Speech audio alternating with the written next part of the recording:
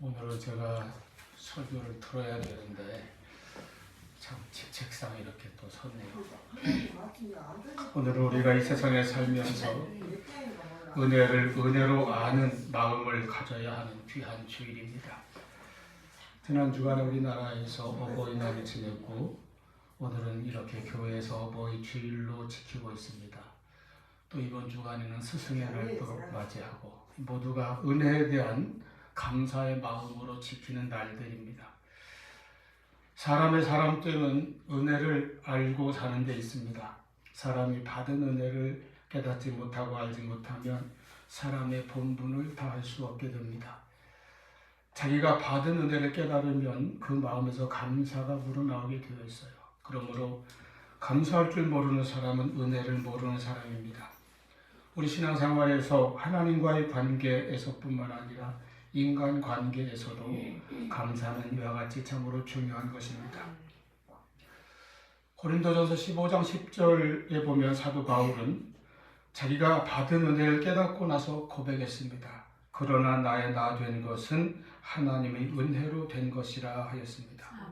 아무리 생각해 보아도 내가 구원받은 것, 그리고 완악한 율법주의자요 그리스도의 원수로 살던 바울 자신이 다메섹 토상에서 찾아오신 부활의 예수님을 만났고 구원받았으며 그리스도의 일꾼으로 택함받고 사도로 세워진 것, 이러한 것들을 생각할 때에 나의 나 된 것은 오직 하나님의 은혜로 말미암은 것입니다 라는 고백이 나온 것입니다.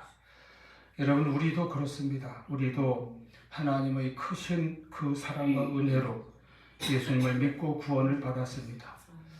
내가 예수님을 알지 못하고 믿지 않았다면 우리는 영원히 멸망할 수밖에 없었으나 하나님께서 우리를 사랑으로 불러주셨고 우리는 예수 그리스도 안에서 죄사함 받고 구원받았습니다. 이 기쁨이 항상 우리에게 있기를 바랍니다. 하나님께서 선교사들을 통해 이 땅에 복음을 전해주셨고 우리에게 영원한 새 생명을 주셨습니다. 우리는 이제 하나님의 자녀요 천국 백성이 되었습니다. 이것은 모두 전적으로 하나님의 은혜로 된 것이요 그래서 나의 나 된 것은 하나님의 은혜로 말미암음이라고 우리도 믿음으로 고백할 수 있는 것입니다. 그리고 이와 같은 하나님과의 관계에서뿐만 아니라 사람과의 관계에서도 우리는 이 땅에 태어나서 많은 사람의 은혜를 입고 살아왔습니다. 사람은 혼자 살 수 없는 존재에게 다른 사람의 도움이나 은혜 없이 오로지 자기 혼자서만 살아온 사람은 없습니다. 바울이 하나님을 향하여 나의 나 된 것은 하나님의 은혜입니다 라고 고백한 것과 같이 또 어떻게 생각하면 우리가 이 세상에서 사람을 향해서도 같은 생각, 같은 말을 우리가 품을 수 있지 않을까 합니다. 오늘 교회에서 어버이 주일로 이렇게 지키는데 부모님에 대해서 그러하고 또 스승의 날을 맞이하면서 어릴 적부터 지금까지 나를 가르쳐 주시고 이끌어 주신 스승의 은혜가 있으며 그 밖에 많은 가족, 친지, 이웃, 친구, 동료 할 것 없이 여러 사람의 도움을 우리는 서로 주고 받으며 살아왔고 살아가는 사람들입니다. 그런데 그 가운데서도 부모님의 은혜는 절대적인 것입니다. 다른 관계는 또 사람마다 조금씩 차이가 있을 수가 있겠지만 그 어떤 사람도 부모님의 은혜는 다 받았습니다. 부모님 없이 이 세상에 태어난 사람은 아무도 없습니다. 내가 태어난 것 자체가 은혜이죠. 그러므로 우리가 부모님의 은혜를 잊어버린다면 그것은 자기 자신을 부정하는 것과 같으며 인간됨을 상실하게 됩니다. 그와 같은 부모님의 은혜를 알고 감사하는 마음이 있을 때 진정한 사람됨의 도리가 시작되는 것입니다. 한 시인이 붉게 익은 대추 하나를 보면서 거기 담긴 의미를 이렇게 묘사한 시가 있는데 공감이 가고 감명이 있어요. 참 시인의 감성이나 통찰력은 대단하다는 생각이 듭니다. 장석주의 대추 한 알입니다. 저게 저절로 붉어질 리는 없다. 저 안에 태풍 몇 개, 저 안에 천둥 몇 개, 저 안에 벼락 몇 개, 저 안에 번개 몇 개가 들어있어서 붉게 익히는 것을 깨다. 저게 혼자서 둥그러질 리는 없다. 저 안에 무설이 내리는 몇 밤, 저 안에 땡볕 두어 달, 저 안에 초승달 몇 날이 들어있어서 둥글게 만드는 것일 게다. 대추야 너는 세상과 통하였구나. 한 알의 대추가 붉어지고 둥글게 엮은 것이 저절로 저 혼자 된 것이 아니라고 하는데, 하물며 우리 사람이 저절로 저 혼자 지금의 내 이 모습을 갖추게 된 것은 아닐 것입니다. 사람은 사회적인 존재입니다. 아무리 혼자 살아온 것 같아도 오늘의 내가 되기까지 이런저런 도움과 사랑이 우리의 삶을 뒷받침해 주었음이 틀림없습니다. 우리는 돌아보아야겠습니다. 저게 저절로 붉어질 리 없고 저 혼자 둥그러질 리 없었듯이 오늘의 내가 나 혼자 이렇게 저절로 이렇게 된 것이 아닙니다. 특히 부모님의 은혜와 노고, 헌신, 때로는 탄식과 아픔과 한숨이, 새카맣게 탄 가슴과 눈물이, 그리고 그리스도인 어머니들의 간절한 그 기도가 몇 개, 몇 날, 몇 밤이 아니라 그 정도가 아니라 평생에 걸쳐 우리 위에 쌓여 왔습니다.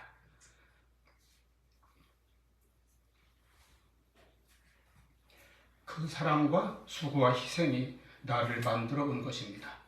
오늘 우리가 오이주를 지키며 이제 성도의 효도에 대해서 하나님의 말씀을 상고하고 있는데, 먼저 알아야 할 것은 부모 공경과 효도는 성도의 의무라고 하는 사실입니다.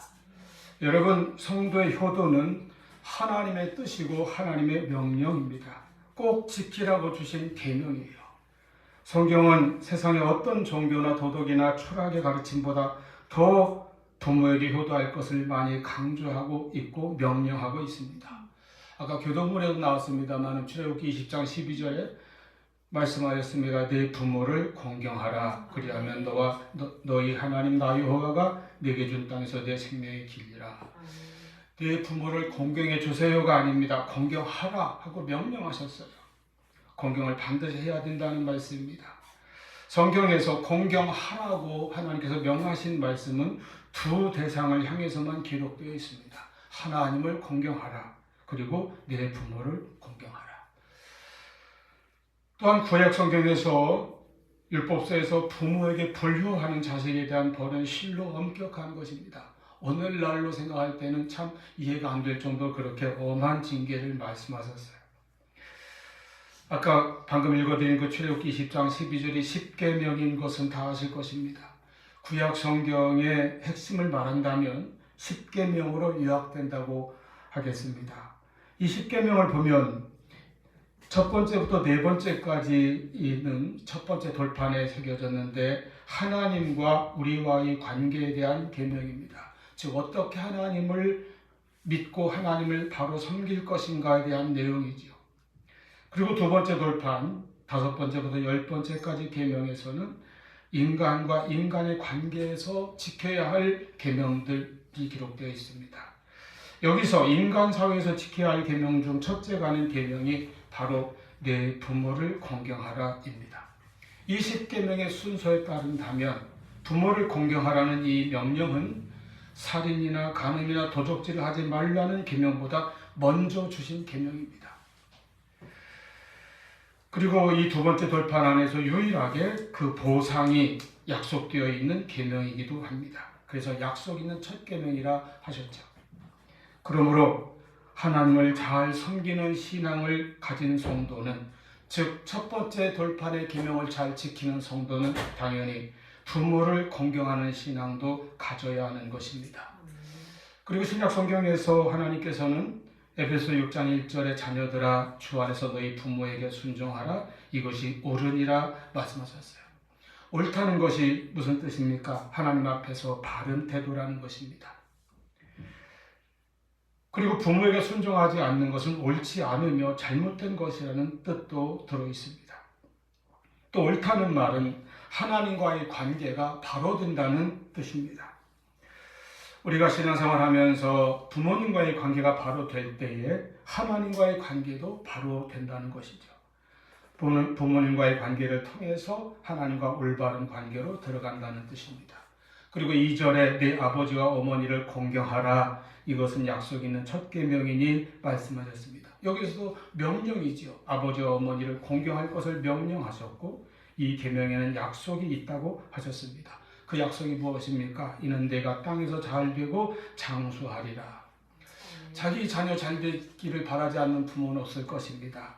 자기 자녀가 잘 되기를 바란다면 효도를 가르치면 됩니다. 그러면 그 자녀는 잘 돼요.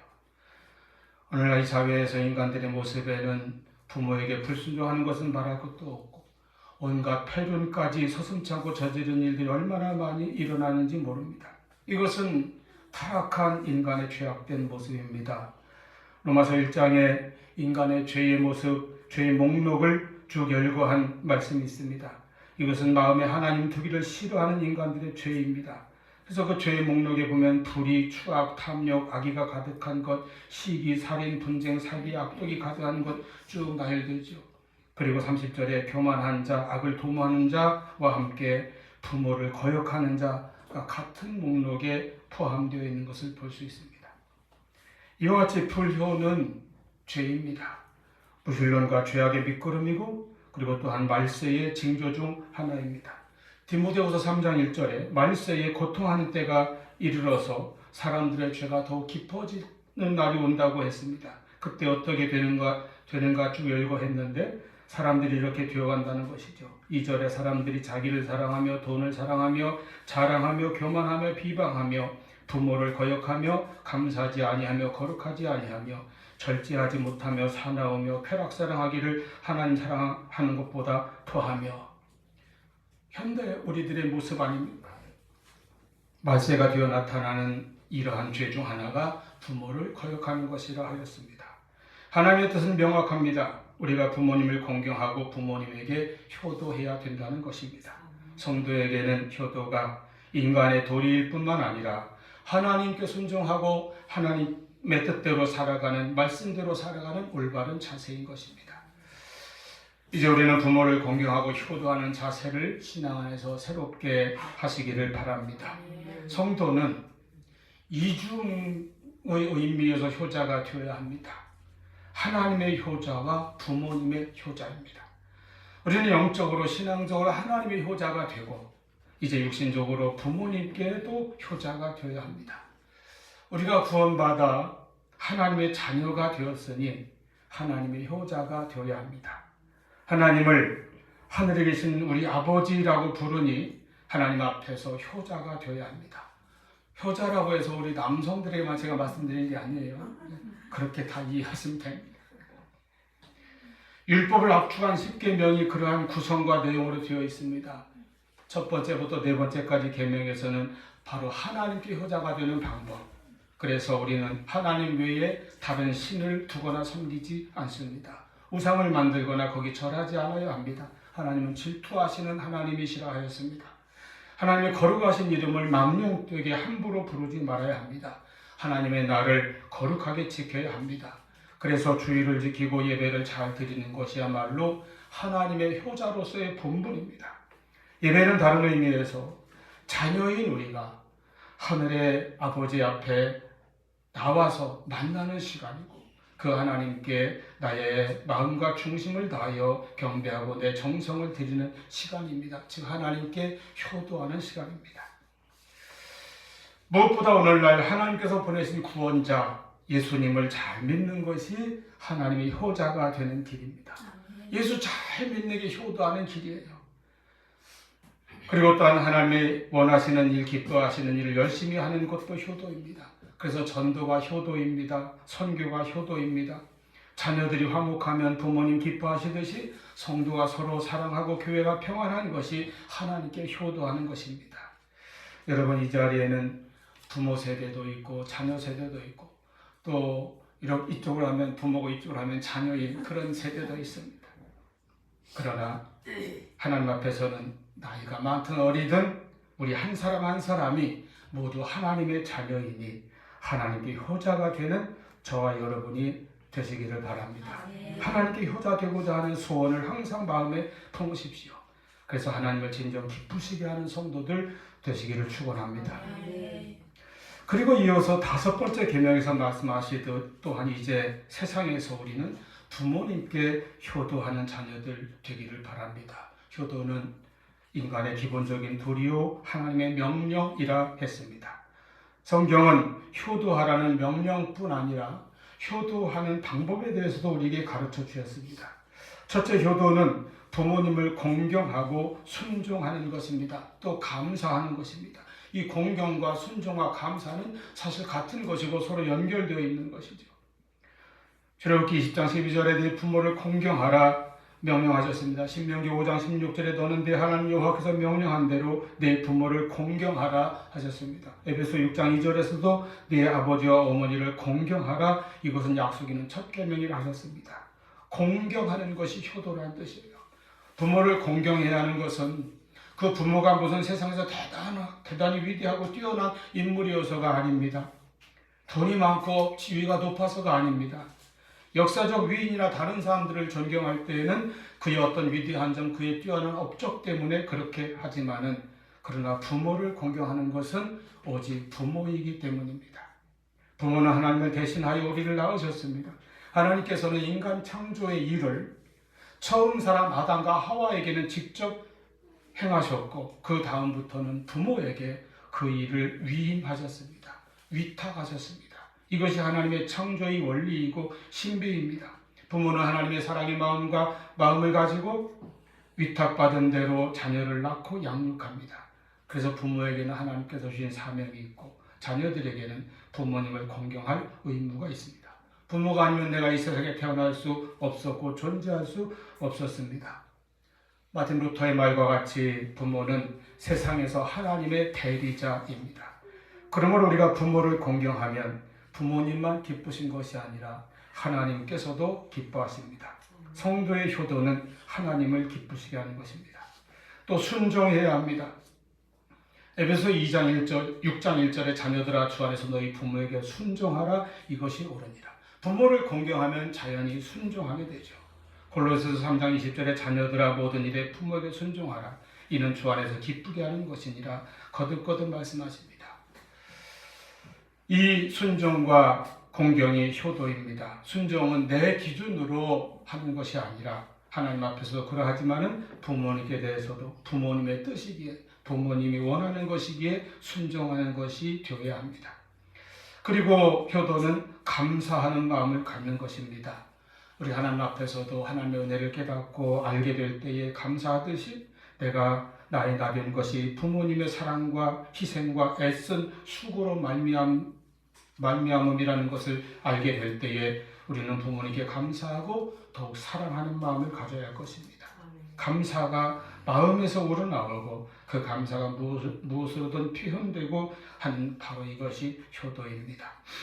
두 번째는 부모님께 청종하고 경히 여기지 말아야 합니다. 오늘 본문이 가르치는 것이 이것입니다. 잠언은 구약의 지혜서입니다. 지혜서이기 때문에 우리가 세상 살아가는 지혜를, 영적인 지혜를, 하나님 주신 지혜를 우리에게 일깨워 주는 책입니다. 여기에는 그래서 인간 삶의 내용들이 담겨 있습니다. 특별히 본문에는 부모와 자녀의 관계에 대해서 아주 실제적인 말씀을 기록하였습니다. 22절에 너를 낳아준 아버지와 어머니께 청종하고 경히 여기지 말라 하셨어요.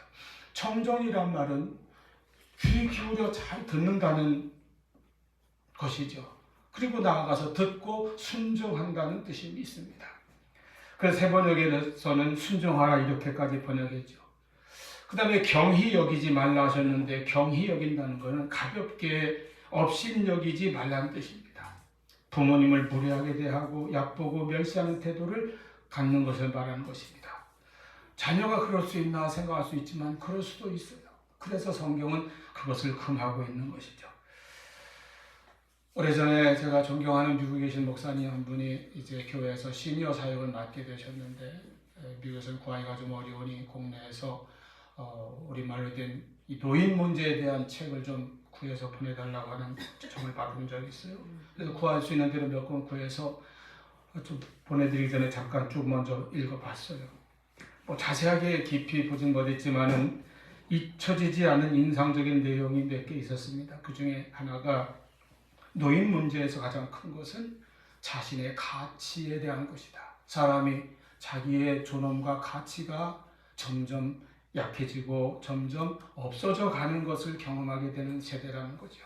나이 많아지고 은퇴하고 이제 그러면 사회에서도 인정받지 못하는 처지인데, 그럴 때 가정에서 가족들에게조차 인정과 대접을 받지 못한다면 노인은 외로움과 깊은 상처를 받게 된다는 것입니다.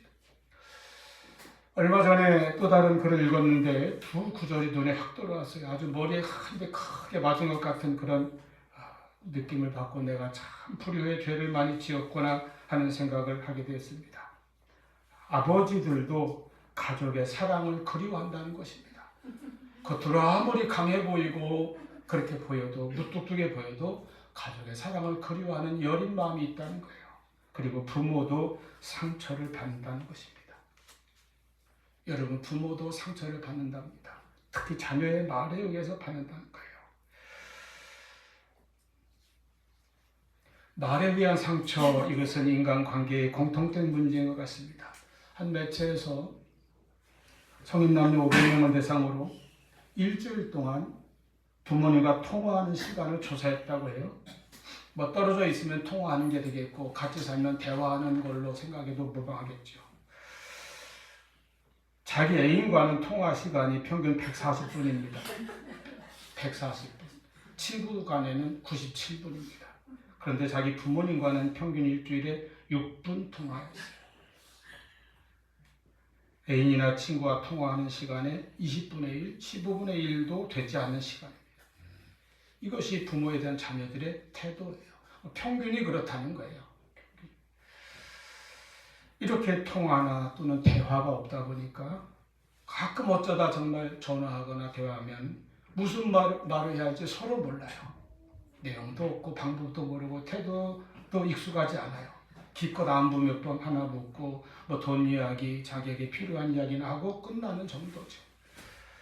부모 입장에서도 자녀하고 대화를 자주 마주 못하니까 이제 자녀들하고 어떻게 대화해야 되는지 그 방식이나 내용을 잘 모르게 점점 되어갑니다.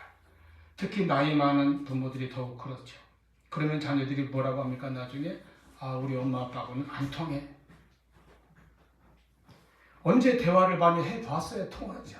통하는 방법을 겪어보지 않았는데, 그래놓고 자녀가 자기 부모를 불통의 대상으로 규정지어버리는 모습들이 많습니다. 이것이 나이 많은 부모에게 큰 상처가 된다는 거예요. 자녀들이 부모의 말을 청종하지 아니하고 경히 여기는 태도를 갖기 때문입니다.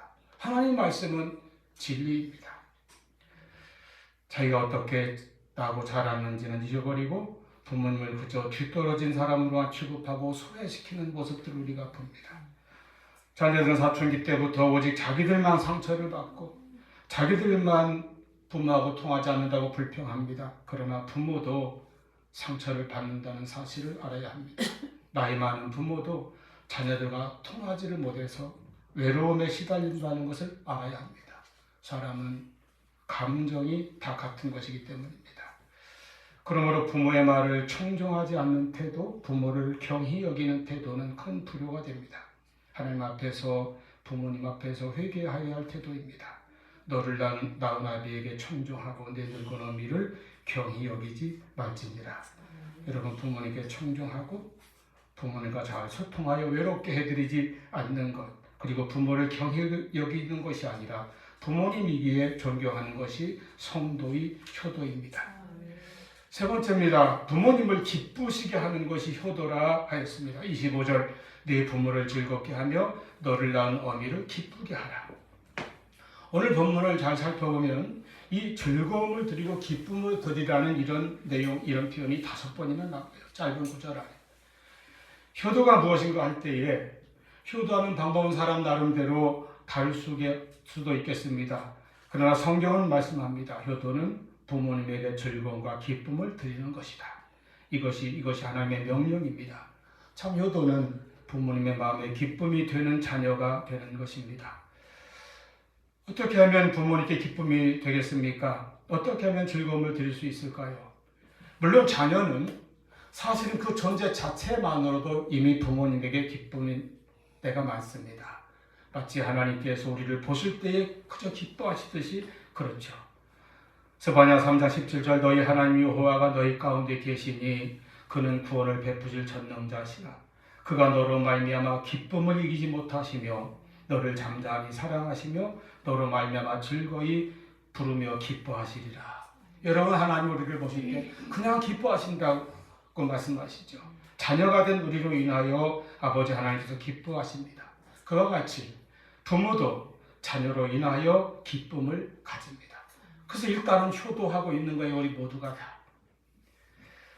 근데 또 다시 반복되지만 더 나아가려면 앞에 말씀드린 것처럼 자녀가 부모님의 말에 청종하고 경히 여기지 않는 것이 부모님을 기쁘게 하는 것입니다. 청종하라. 잘 듣기만 해도 그것이 기쁨이 돼요. 대화만 잘해도 부모님께는 큰 기쁨과 위로가 됩니다. 그리고 경히 여기지 말아야 합니다. 부모가 비록 이제는 세대에 뒤떨어지고 요즘 신시 디지털에 좀 어둡고 느리고 답답해도 이제는 나이 많고 아무 힘도 없을 수도 있어도 부모님을 절대 경히 여기고 무시해서는 안 될 것입니다. 오히려 부모를 자랑스럽게 여기고 공경할 때에 부모는 기쁨과 즐거움을 느낄 수 있을 것입니다. 다음으로 부모를 기쁘게 하는 것은 자녀가 자기 인생에서 잘 되어야 합니다. 자녀가 잘 되는 것만큼 부모에게 큰 기쁨이 없어요. 자녀만 잘 되면 당신은 아무리 어렵고 힘들어도 그때 부모는 살 맛이 납니다. 고생한 것에 보람도 느껴집니다. 씻긴 듯이 사라집니다. 내가 부모의 걱정거리가 되지 않고 기쁨이 되는 것, 이것이 참 효도입니다. 그러므로 성실하게 노력해서 잘 되어야 합니다. 그리고 부모를 기쁘게 해드리는 작은 노력도 실천해야 합니다. 부모를 즐겁게 하고 너를 낳은 어미를 기쁘게 하라 하신 말씀대로 살아가시기를 바랍니다. 효도는 부모의 기쁨이 되는 자녀가 되는 것입니다. 부모는 나를 언제까지나 기다려주지는 않습니다. 인생을 살다 보니 후회는 항상 늦는 것 같아요. 그런데 완전히 들킬 수 없는 후회는 불효에 대한 후회입니다. 우리에게 남은 기회가 다 지나가기 전에 효도하십시오. 부모를 공경하고 순종하고 감사하시기 바랍니다. 대화를 많이 나누고 청종하십시오. 부모가 어떠하든 경히 여기는 태도나 그런 마음조차 갖지 말아야 합니다.